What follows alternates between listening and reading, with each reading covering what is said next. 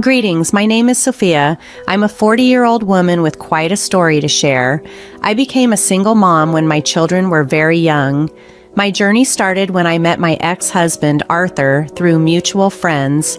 He was everything I had hoped for in a partner. We both had stable jobs and were financially secure. While I had lost contact with my own family, Arthur's family welcomed me warmly. He was exactly what I was looking for, so I eagerly accepted when he proposed after 4 years of dating. Arthur always wanted to start a family. Although I was hesitant about having children, I decided to go along with his wishes to make him happy. But once our kids were born, I realized it was the best decision I could have made. Initially, Arthur was a fantastic father and husband. He took such good care of us that he often neglected his needs. I thought I had struck gold with him. However, things turned for the worse a few years after our children were born. Arthur's company hired a new coworker who he started spending a lot of time with. I had a bad feeling about this new friend from the start, and unfortunately, my instincts were right. Soon, Arthur began to neglect our family. He would come home from work and isolate himself, playing video games for hours. Despite my attempts to communicate with him, our conversations turned into heated arguments, with him complaining about feeling overwhelmed by responsibilities and calling me nagging. I wasn't asking for much. I just wanted him to contribute more at home. Then one day, Arthur wanted to take the kids to the park on his day off while I was at work. I was thrilled, thinking maybe he was returning to his old self, so I agreed without a second thought. While at work, I received a call from my father-in-law, William. It was common for him to check in, so I answered the call cheerfully. However, I could immediately tell something was wrong from his tone. I was on my way home from the grocery store when I noticed my kids alone at the park. Julia was crying, and Larry was trying to comfort her. Surprised, I called my father-in-law, William, who told me he and his wife had already picked them up and that the kids were now sleeping at their house. He explained that Arthur had taken them to the park at 9 a.m., but left them unattended soon after. William hadn't been able to reach Arthur. His phone was turned off. Concerned, I promised to try contacting him as well and thanked my in-laws for watching the kids. Despite my frustration, I expressed my gratitude to them. After hanging up, I tried calling Arthur, but like William had said, his phone was off. The rest of my workday was tough. I kept trying to call Arthur with no luck. Once work was over, I headed home, half hoping to find Arthur simply lost in his video games. I had discussed with William not to let the kids see any conflict, mindful of the strain Arthur and I were already experiencing. However, when I arrived home, something felt off.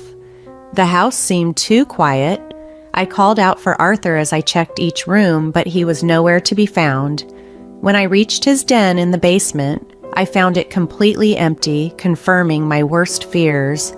As I reached the quiet of our home, a wave of panic washed over me. Arthur's extensive gaming setup was gone, a setup he'd never moved since we had no other space for it. Climbing the stairs, I felt my breath shortening. When I entered our bedroom, I noticed all his clothes, usually piled in the corner, were gone. The drawers of his nightstand were empty, as was our shared wardrobe. Even his personal items were missing from the bathroom. It hit me hard. He had left us. Struggling to breathe, thoughts raced through my mind. How was I going to raise 2 kids alone? Could I manage on just my income? The prospect of picking up another job was daunting. It would mean even less time with my kids. In a frantic state, I repeatedly tried to call Arthur. My pride was the last thing on my mind. I was willing to beg him to return, but my calls and messages seemed blocked. Eventually, I regained some composure and drove back to my in-laws. My heart pounded with each mile closer to William and Hannah's house, where I needed to muster the strength to be strong for my children. They greeted me with smiles at the door, blissfully unaware of the turmoil. For a moment, their chatter about their day made me forget my overwhelming problems. However, Hannah picked up on my distress. She sent the kids to play so we could talk. Sitting in the living room, glass of water in hand, we started to discuss the day's events. "Did you manage to talk to Arthur?" Hannah asked. "No, I have no idea where he is, and I'm freaking out," I replied, the worry evident in my voice. I came home to find that Arthur had taken everything. All his belongings, from his clothes and toiletries to his gaming gear, were gone, as if he'd never lived with us. Devastated, I shared this with Hannah and William. "What do you mean, gone?" Hannah asked, clearly shocked. "As in, there's no trace of him ever being here," I replied. Furious, William said, "I can't believe he'd do this. That's not how I raised him." "Do you know where he might be?" Hannah inquired. "He could be at his friends' places or his favorite spots, but beyond that, I'm not sure," I answered. "Let's start by contacting his friends and checking those places. If we don't find anything, we'll consider involving the police," William suggested, though I was reluctant to take that step. So I began calling everyone we knew, even reaching out to some of Arthur's old high school friends. Meanwhile, Hannah and William spoke with their relatives and neighbors. We all spent days searching the city, trying to locate him. During this time, I also had to balance work and the kids. I was fortunate to get a week off after explaining my situation to my boss. Handling the kids' questions about their dad was much harder. They asked daily when he'd be back, and I told them he was on a business trip to spare their feelings. Thankfully, Hannah and William were a tremendous support. Eventually, we did have to involve the police, but they couldn't do much since Arthur had left voluntarily. He wasn't officially a missing person. That realization was crushing. I felt utterly betrayed and abandoned. All the promises Arthur and I made, like staying together forever and raising our kids well, seemed broken. I spent nights crying myself to sleep, unsure of how to face my children or explain that their father had left us. One evening, after putting the kids to bed, William and Hannah came over to check on me. Their presence was a small comfort in the overwhelming chaos of emotions and responsibilities. Before I knew it, tears were streaming down my face in front of William and Hannah, and soon they were crying too. We held each other in a silent embrace until our tears subsided. "I'm sorry, I didn't mean to break down like that," I apologized. "There's every reason to cry," Hannah said gently. "You've lost a husband and we've lost a son. We understand your pain. I guess we feel a bit guilty about his actions," William added, his voice filled with sorrow. "You shouldn't feel guilty," I reassured them. "Arthur made his own choices. It's not your fault." "Maybe it's something we did in raising him," William speculated. "That's nonsense," I countered firmly. "You raised him well. The fact that you're here with me and the kids now proves it. You could have left us to cope alone, but you didn't. You're here helping us." "You're right," Hannah agreed. "We could never leave you. You and the kids are our family." "And that's exactly how we feel," William said. "We're here for you and the kids, always. Don't hesitate to ask for anything." After that night, we began to heal from the hurt and betrayal. I eventually had to explain to my kids that their father wasn't coming back. They seemed to have sensed it already because they were surprisingly composed. Their only question was if their grandparents and I were also going to leave them.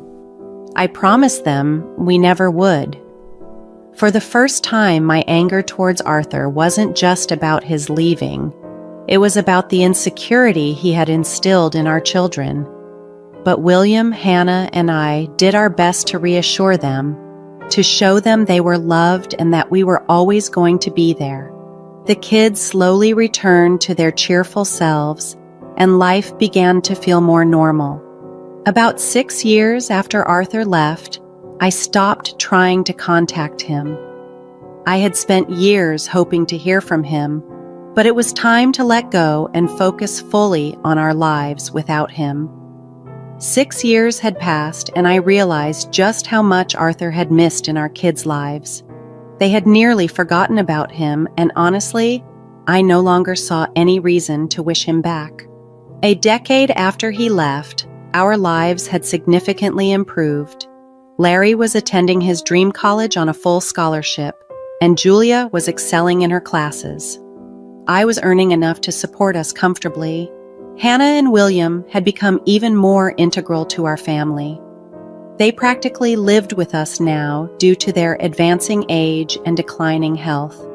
They had been my pillars during the toughest times, and I wanted them to enjoy their golden years as much as possible. Adjusting to our new life took years, but we were in a good place. That is, until William fell seriously ill. Hannah and I took turns staying by his hospital bed when he slipped into a coma.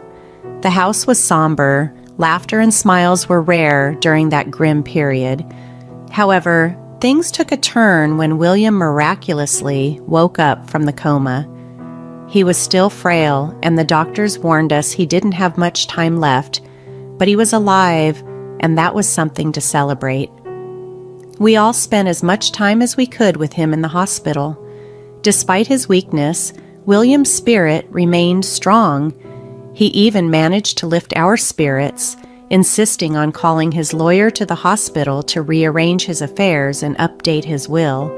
He wanted everything to be for us, even in his condition. When the lawyer arrived, William asked for privacy to discuss his will, leaving the rest of us outside. "I'm sorry I couldn't let you guys in," he apologized afterward. "It's okay, just get your rest," I reassured him, trying to hide my concern. "I just wanted to surprise you guys." William chuckled weakly. "That's incredibly thoughtful of you, especially now," I replied, touched by his consideration. "We don't want this surprise for a while, though," Hannah added softly, her voice tinged with sadness. "At least this way there's something to look forward to," William said, trying to keep the mood light. "But I have one condition. You have to promise me to stick to the will no matter what. Make sure my estate is divided exactly as I've planned." "Of course," I promised William, assuring him everything would be handled exactly as he wished. Sadly, about 3 weeks after waking up, William passed away peacefully in his sleep. His loss hit me hard. He had been like a father to me, the only man who consistently supported and guided me. He was also a father figure to my children, playing a significant role in their upbringing. Hannah, the kids, and I were all devastated. There was so much grief, with all of us mourning someone so dear to our hearts. I took it upon myself to manage all the paperwork and organize the funeral services, knowing Hannah wasn't up to the task. The funeral was held 4 days later and was attended by many, a testament to how much William was loved. Yet, during the service, I couldn't help but feel a surge of anger, knowing Arthur probably knew of his father's passing. His obituary was in the newspaper after all, yet he didn't show up. Part of me was relieved, though. It was perhaps for the best that only those who truly loved William were there. In the days that followed, as we continued to grieve, we also accessed William's will. It brought us a pleasant surprise.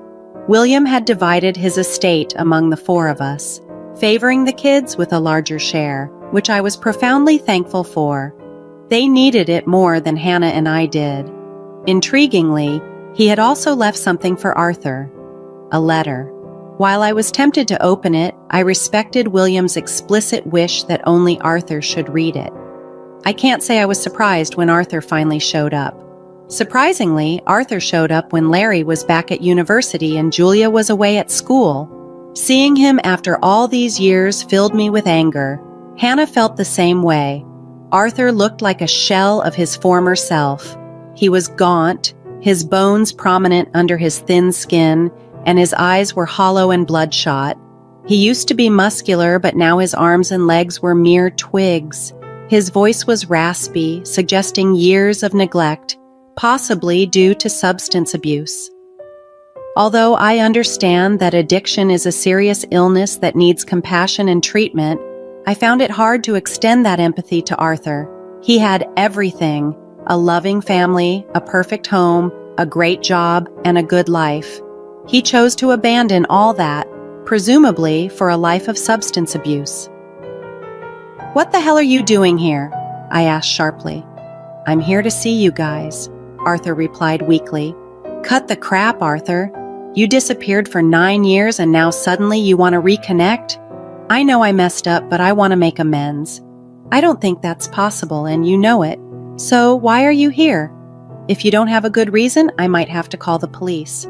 "No need to be so aggressive. I came because I found out my dad passed away. I wanted to see my family." "Was your dad's death the only thing that brought you back?" "Well, yeah, my dad meant everything to me. Learning that he's gone shifted my entire perspective. I regret not being here with him." "Why did you leave in the first place?" "I guess I was just overwhelmed with everything in my life and I ran away from it." Hearing his excuses only deepened my disdain. "You're disgusting," I couldn't help but say. When Arthur asked if his dad had left him anything, I immediately felt my anger spike, and from the glance Hannah and I shared, I knew she felt the same way. It was clear that Arthur hadn't come because he cared about his father or wanted to reconnect with us. He was here for whatever inheritance he might have left. Despite my urge to confront him, Hannah squeezed my hand to calm me down. She knew, as I did, that William had indeed left something for Arthur, and it wasn't anything Arthur would be pleased with. Quietly, Hannah went to fetch the letter William had left for his son. During the tense silence, Arthur had a smug look on his face, as if he had already won. I had to muster all my self-control not to scoff at his arrogance. When Hannah returned and handed him the letter, Arthur's expression was eager. He tore open the envelope and began to read, but as he did, his smirk faded, replaced by a growing scowl. Finishing the letter, he glared at me with intense hatred and accused, You poisoned my father's mind." "Excuse me?" I responded, taken aback. "He left me nothing, absolutely nothing. He said it's because you were more of a daughter to him than I was a son. How could he do this to me? Didn't I matter at all?" "Well, you did disappear for a while. Maybe that's why," I pointed out calmly. "How can you say that?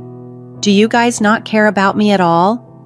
"We care about you just as much as you cared for your family these past 9 years, I replied, my voice steady.